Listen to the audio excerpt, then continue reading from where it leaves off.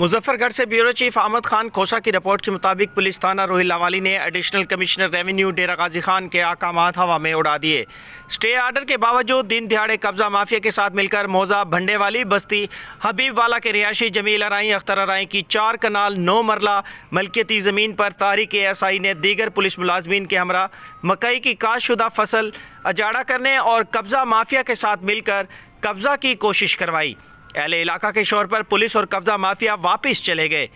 जिसके बाद मीडिया ने तमाम सबूत इकट्ठे कर लिए। उल्टा पुलिस ने ज़मीन मालकान पर झूठी FIR भी दर्ज कर दी।